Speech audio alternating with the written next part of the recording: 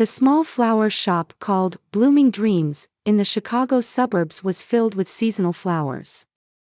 On a spring afternoon, the owner, Megan Williams, was finishing a design sketch for a bouquet for a big wedding scheduled for the next weekend.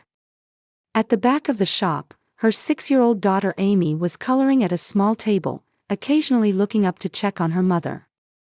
"Mom, how's this flower color?" Amy asked, showing her drawing of a sunflower. Megan paused her work and smiled. "Perfect, Amy. You're even better with colors than Mommy is." She gently stroked her daughter's chestnut hair. Amy's blue eyes resembled those of her late father. Her ex-husband Brian, from whom she had been divorced for 3 years, now lived in Colorado with his new family and had minimal involvement, sending cards only on children's holidays. Megan ran her shop while raising her daughter. After studying botany in college, she had opened a small flower shop after getting married.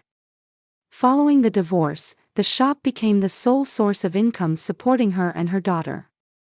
The shop phone rang, and when Megan picked up the receiver, she heard her mother Judith's voice. "Megan, how are the preparations for the Bryant family wedding this weekend?" Judith's voice always contained a slightly critical tone. "Going well, Mom. I'm just finishing the final designs now." "You always work right up to the deadline. Can't you be more organized?" Megan took a deep breath. "Don't worry. It will be finished on schedule." Judith was a former lawyer who owned a spacious house in an upscale Chicago neighborhood. She always demanded perfection and had high expectations for her 2 daughters. She was especially hard on Megan, criticizing her choices, particularly her career as a florist and her unstable marriage. "Anyway, about tomorrow," Judith continued. "Carol is busy with Michael's school conference. If you can't get away from your big order tomorrow, bring Amy over to my house." Megan checked the calendar in her shop to confirm tomorrow's schedule. Indeed, she had a delivery of large arrangements for a corporate client. Normally, she would ask the daycare for extended hours, but tomorrow the facility was closed for staff training. "Thanks, Mom. I'll take you up on that," Megan answered with slight hesitation. After ending the call, Megan looked toward Amy. Recently, she had noticed that when her daughter returned from her grandmother's house, she seemed less energetic and quieter than usual. "Amy, it looks like you'll be spending tomorrow at Grandma's house." The smile disappeared from Amy's face. "Will Michael be there?" "Probably. You'll be able to play with your cousin Michael, right?" Amy silently returned to her coloring. "Yes." Megan's sister Carol had a 10-year-old son named Michael. She had recently divorced and moved back into her wealthy mother's house. Unlike Megan, Carol had followed the path her mother expected: a prestigious university, a job at a famous company, and marriage to a man from a good family. However, her marriage had fallen apart due to her ex-husband's infidelity, and she had become emotionally unstable.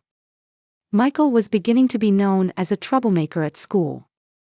He often directed the anger from his parents' divorce toward other children, especially his cousin Amy. As Megan prepared to close the shop, she thought about how Carol had always been jealous of Megan's daughter Amy. It seemed that Carol couldn't stand that Amy was growing up to be beautiful, had a kind personality, and was well regarded at school. "Let's go home when you're ready, Amy," Megan called to her daughter. "I'll make pasta tonight. With lots of cheese?" Amy asked, perking up a little. "Of course." Their apartment was a 10-minute walk from the flower shop. Though it was a small 2-bedroom place, Megan had created a warm atmosphere with colorful furniture and plants. From the apartment windows, they could see a small park where they often spent weekends together. After dinner, Megan gave Amy a bath and put her to bed. After her daughter fell asleep, she sat on the living room sofa, opened her laptop, and did a final check for tomorrow's delivery. Then, she found an email from her mother in her inbox. "Megan, bring Amy at 10 a.m. tomorrow. Carol should be back by 1 p.m. I'll be home until 3 p.m. I'll bake Amy's favorite cookies. The message ended with love, but to Megan, those words felt empty. Her mother's love always came with conditions. She wrote a reply, "Thanks, Mom. I'll be there at 10 a.m. Please take care of Amy." Megan closed the screen and looked up at the ceiling. People around her thought her family was wonderful. A wealthy, educated mother with social standing who was a former lawyer, a sister who was a successful career woman, and then there was Megan, the poor but trying hard, single mother. No one knew about the tensions and conflicts beneath the surface. She peeked into Amy's room. Her daughter was sleeping peacefully. Megan kissed Amy's forehead and prayed that tomorrow would go smoothly. The next morning, Megan's flower shop was bustling with preparations for delivery. Elaborate arrangements for a major law firm's opening ceremony were lined up, and she was busy with last-minute adjustments. "Amy, we'll be going to Grandma's house in 15 minutes, Megan called from the back of the shop. Amy nodded silently as she packed colored pencils and a coloring book into her small backpack. Her favorite purple dress had just been mended by her mother the previous week. "Mom, can't I stay at the shop?" "I'll help," Amy asked in a small voice. Megan stopped what she was doing and crouched down in front of her daughter. "I'm sorry, today is especially busy. I promise I'll pick you up as soon as I get back from the delivery." "I promise." Amy shrugged resignedly. "Okay, I understand." When they arrived at Judith's house, Michael's bicycle was already at the entrance. Megan frowned. Carol was supposed to be busy with a conference today. "Good morning, Megan," Judith opened the door, appearing with perfectly styled hair and an expensive cashmere sweater. "Amy, aren't you going to greet Grandma?" Amy said, "Good morning," in a small voice, standing behind Megan as if hiding. "Where's Carol?" "I thought she had a conference," Megan asked, peering into the entrance hall. "Oh, her morning one was cancelled. But she has meetings this afternoon, so I'll be watching both children," Judith added, as if sensing Megan's concern. "Don't worry. Carol doesn't think Amy is a nuisance." Megan felt uncomfortable with her choice of words, but she didn't have time. She kissed Amy and promised, "I'll pick you up by 5 p.m. Amy wouldn't let go of Megan's hand and looked up into her mother's eyes as if to confirm, "Really? Really? I promise." Megan kissed her again and stood up. "Be a good girl." In the afternoon, Megan finished the flower delivery earlier than scheduled and arrived at Judith's house at 4:30 p.m. She rang the doorbell, but there was no answer. Hearing children's voices from the backyard, she went around the side of the house toward the yard. In the yard, Michael was riding his bicycle alone. Carol was sunbathing on the outdoor terrace while looking at her smartphone. But Amy was nowhere to be seen. "Carol, where's Amy?" Megan called to her sister. Carol responded without looking up. "Inside, I guess. With Mom." Megan hurried into the house. Judith was in the living room, but Amy wasn't there. "Mom, where's Amy?" "She's resting in the upstairs guest room." "She seemed a bit tired," Judith said calmly. Feeling anxious, Megan ran up the stairs. When she opened the guest room door, Amy was lying on the bed, facing the wall. "Amy, Mom's here to pick you up." When Amy turned around, Megan's heart nearly stopped. Blood was flowing from the right side of her daughter's forehead, her hair was matted with dried blood. Her face was wet with tears, and she was trembling. "Amy! What happened?" Megan rushed to her and embraced her. "I fell from the jungle gym," Amy said in a small voice between sobs.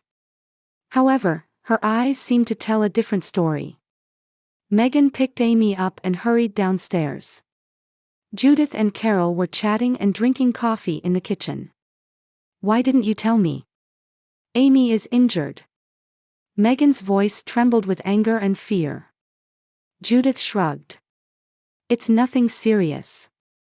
Children fall all the time. Carol put a band-aid on it. A band-aid? She's bleeding from her head. Carol interjected, Michael gets hurt almost every week. Children heal quickly. Megan stared at them in disbelief. I'm calling right now. She took out her smartphone with one hand and called her mother. Mom, why didn't you tell me about Amy's injury immediately? On the other end of the phone, Judith answered coldly, You're overreacting. Don't make such a fuss. Amy just fell while playing in the yard this afternoon.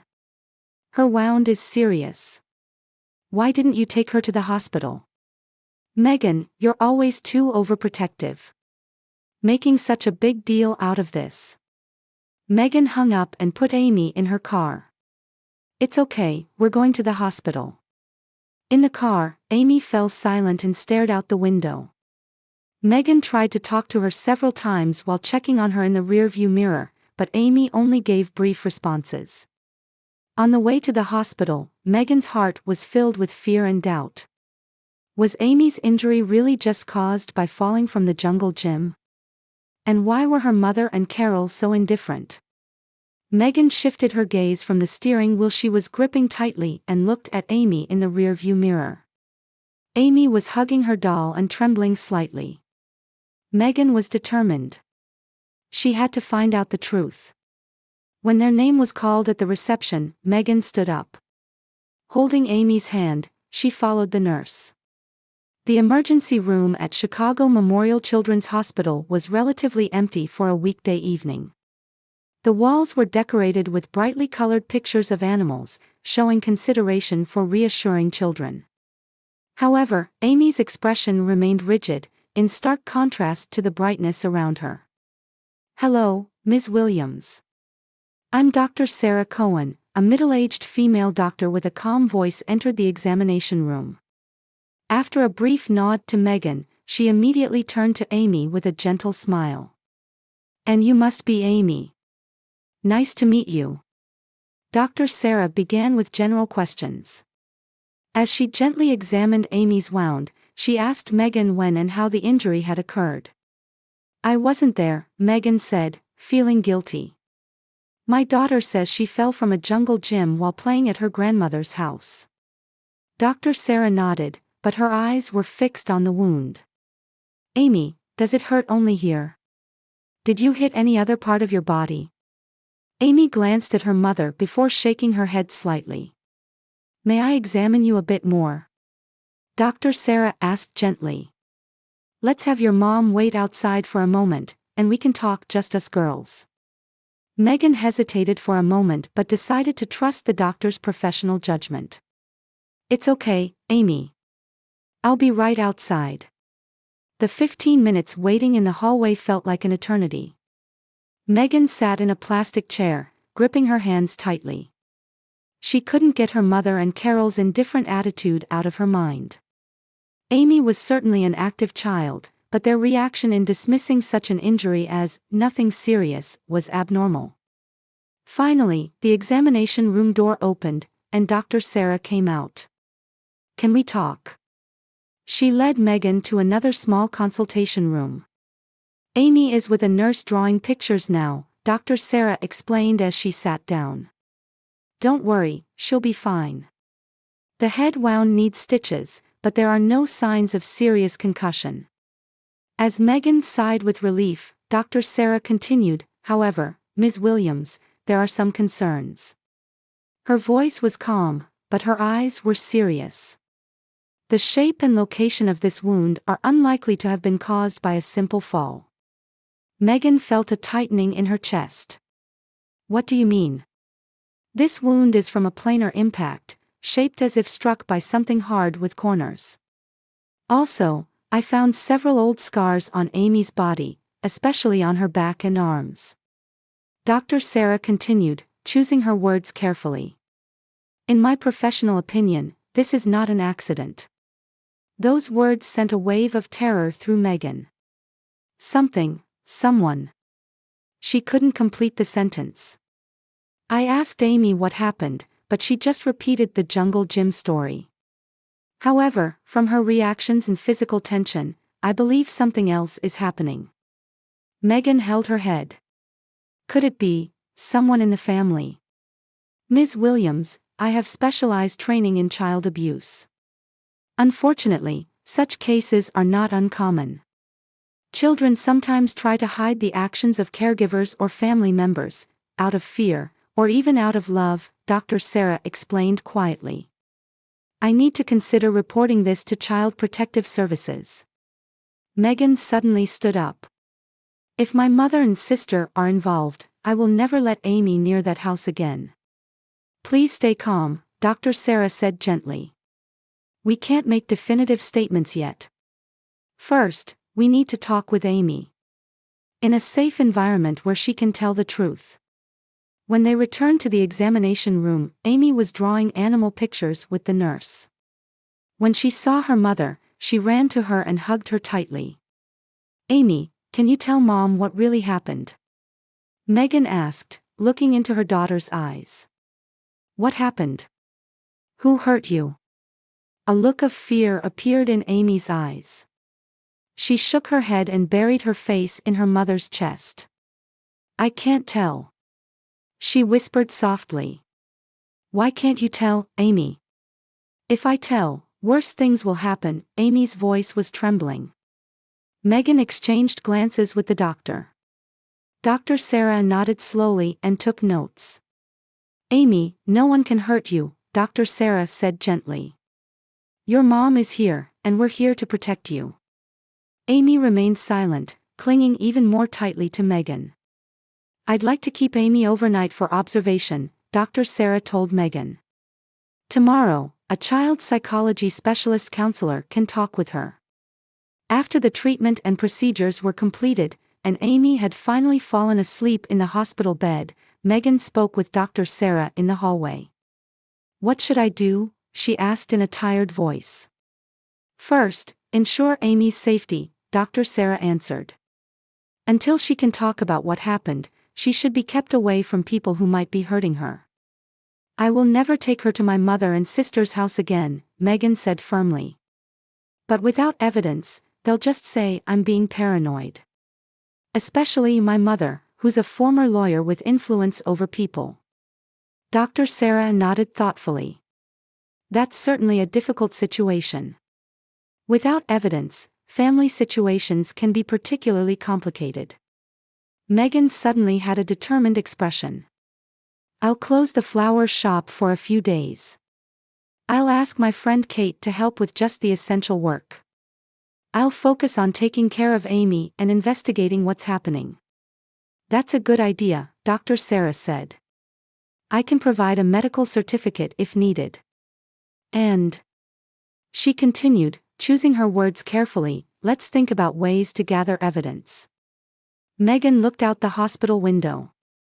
The lights of nighttime Chicago were reflected in the glass. She returned to Amy's room and sat in the chair next to the small bed. I'll protect you, I promise, she whispered, holding her daughter's small hand.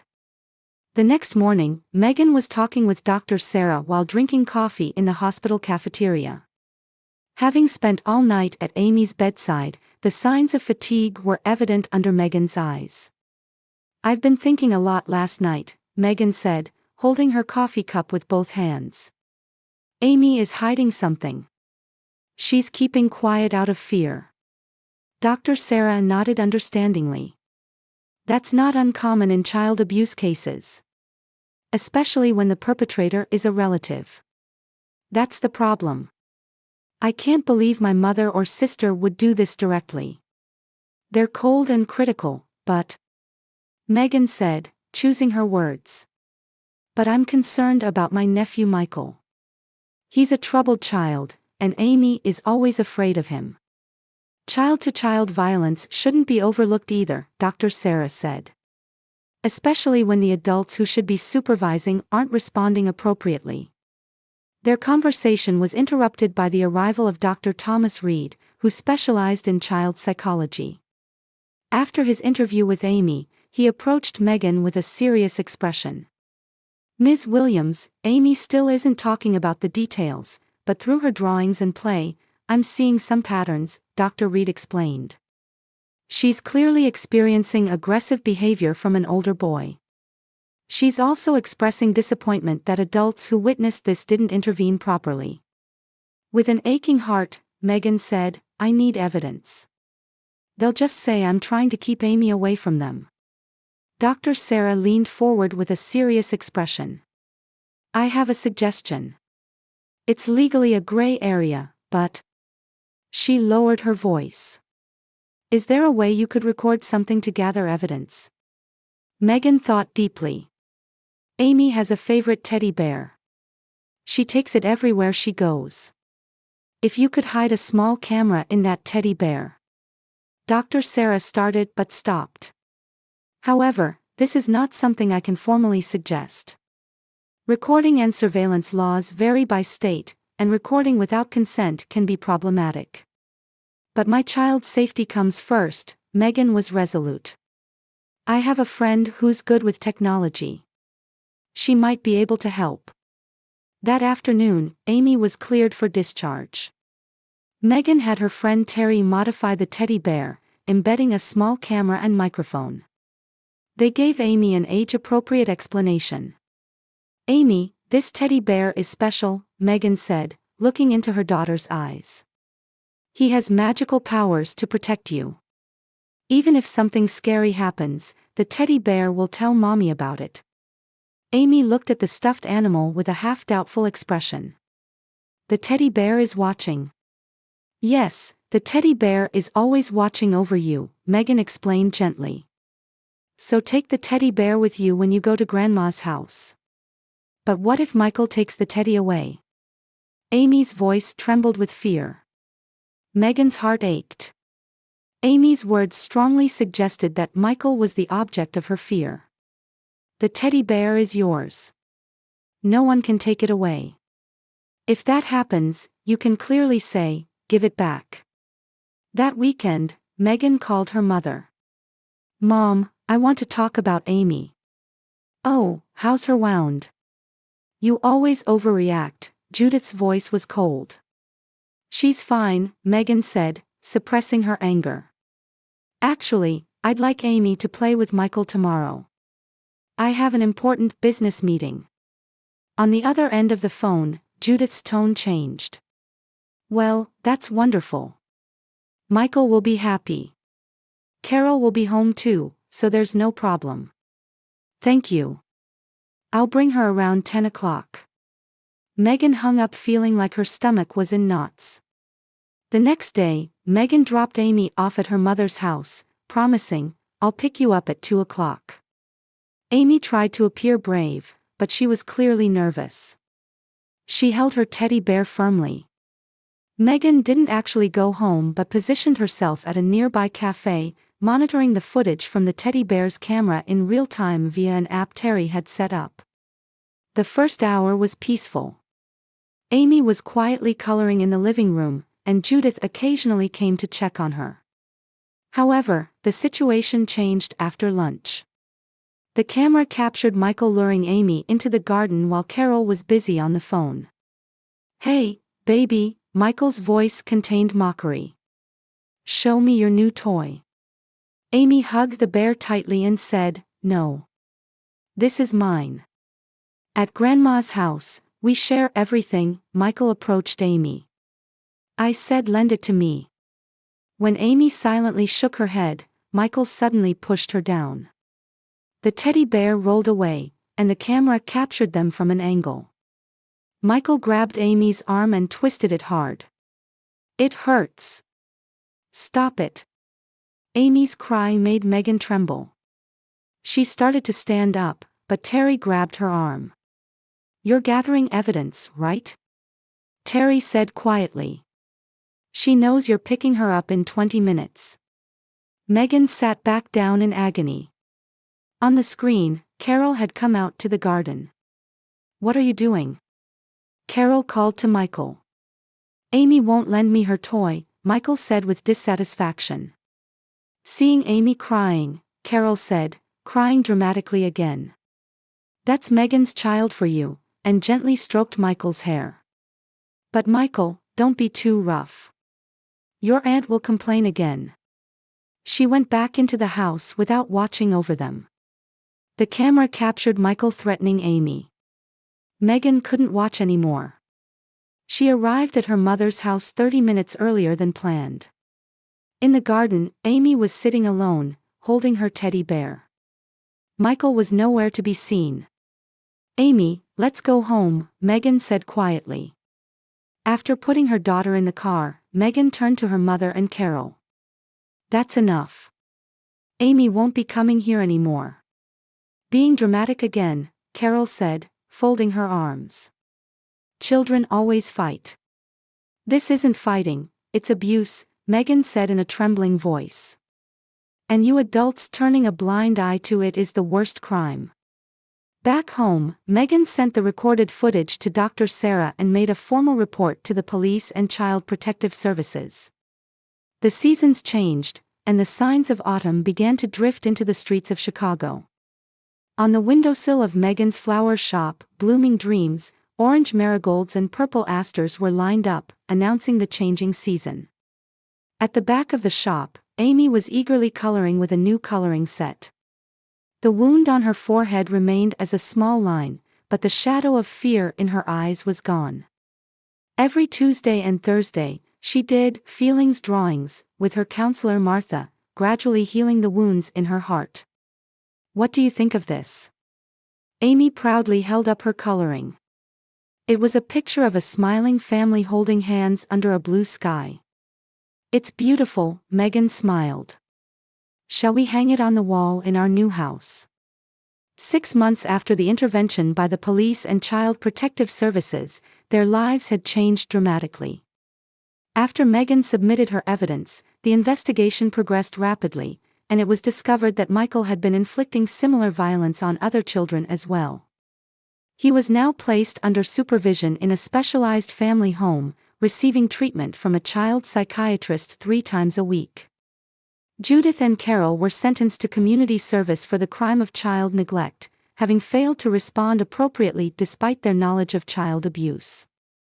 They were also required to participate in a therapy program for family relationship restoration. Megan's relationship with her mother Judith remained complicated, but surprisingly, there were signs of gradual repair. Judith acknowledged her coldness and controlling attitude for the first time and was trying to change through counseling. Last week, she delivered a small handmade quilt for Amy's birthday. It was a gesture indicating her desire to break the chain of strictness and emotional distance that she herself had inherited from her mother during childhood. Meanwhile, Carol still refused to admit her mistakes and insisted she would not forgive Megan for betraying the family. Because she failed to accept responsibility for Michael's problematic behavior and tried to dismiss everything as children's play, her visitation rights with her son were also restricted. Megan closed the shop and took Amy's hand. Today was the day they were moving into their new house. She had sold the small apartment and purchased a small house with a garden in the suburbs. Having become an advocate for the importance of child safety in the community through her family's sad events, Megan was increasingly giving talks at local parent groups. When she unlocked the door to their new house, Amy let out a cry of joy and ran inside. From her bedroom window, she could see a small backyard and an apple tree. "Mom, you know what?" Amy suddenly said with a serious expression. "I'm not scared anymore. The teddy bear taught me to be strong." Megan hugged her daughter, surprised by the strength she felt from the small body. They had suffered deep wounds, but they had overcome them and become stronger. The sunset streaming through the window bathed them in a golden light, seeming to promise a new beginning. "That's right, Amy," Megan gently kissed her daughter's hair. "We're both very strong girls.